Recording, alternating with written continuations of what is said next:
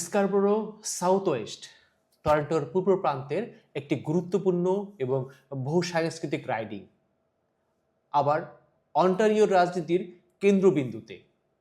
উপনির্বাচন ঘিরে বাড়ছে উত্তাপ, জমে উঠেছে রাজনৈতিক লড়াই।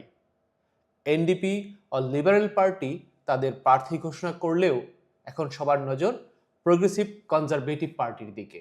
স্কারবোরো সাউথ ওয়েস্টে দীর্ঘদিন ধরেই পিসি প্রার্থী নিয়ে চলছে জল্পনা কল্পনা। কে পাবেন দলীয় মনোনয়ন, এই প্রশ্ন ঘুরছিল রাজনৈতিক অঙ্গন থেকে শুরু করে স্থানীয় কমিউনিটি পর্যন্ত। বিশেষ করে বাংলাদেশি কমিউনিটির ভিতরে চলছে ব্যাপক আগ্রহ।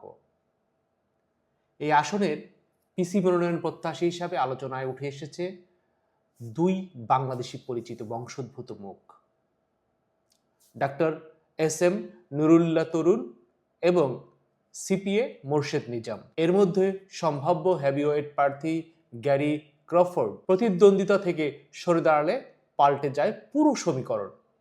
ফলে বাংলাদেশি বংশোদ্ভূত প্রার্থীদের ঘিরে আলোচনা আরও জোরালো হয়ে ওঠে। অবশেষে প্রোগ্রেসিভ কনজারভেটিভ পার্টি ঘোষণা দিয়েছে উন্মুক্ত মনোনয়ন প্রতিযোগিতার মাধ্যমে প্রার্থী বাছাই করা হবে। আগামী 9 জুলাই দলীয় সদস্যদের ভোটেই নির্ধারিত হবে কে হবেন পিসির প্রার্থী।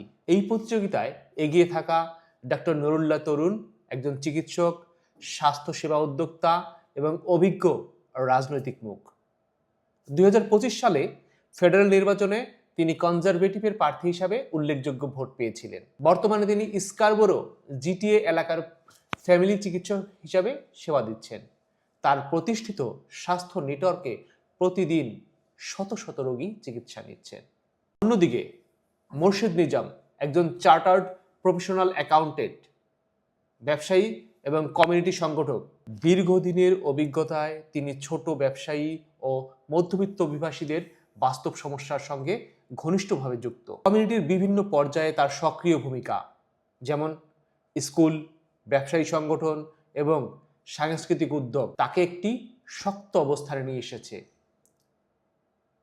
এই মনোনয়ন শুধু একটি রাজনৈতিক প্রতিযোগিতা নয়, এটি বাংলাদেশি কমিউনিটির রাজনৈতিক প্রতিনিধিত্বের একটি বড় পরীক্ষা হিসাবে দেখা হচ্ছে। এরই মধ্যে লিবারেল পার্টির মনোনয়ন যুদ্ধে বাংলাদেশি বংশোদ্ভূত আহসানুল হাফিজের জয় কমিউনিটিতে নতুন উদ্দীপনা তৈরি করেছে। এনডিপিও তাদের প্রার্থীর নাম ঘোষণা করেছে। ইলেকশন অন্টারিও জানিয়েছে 5 আগস্টের মধ্যে এই উপনির্বাচন অনুষ্ঠিত হবে। ফলে সময় খুবই সীমিত আর রাজনৈতিক হিসাব নিকাশ চলছে দ্রুত গতিতে।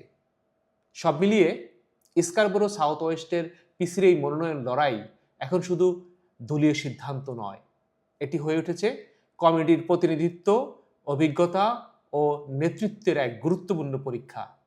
এখন দেখার বিষয় 9 জুলাই দলীয় সদস্যরা কাকে বেছে নেন।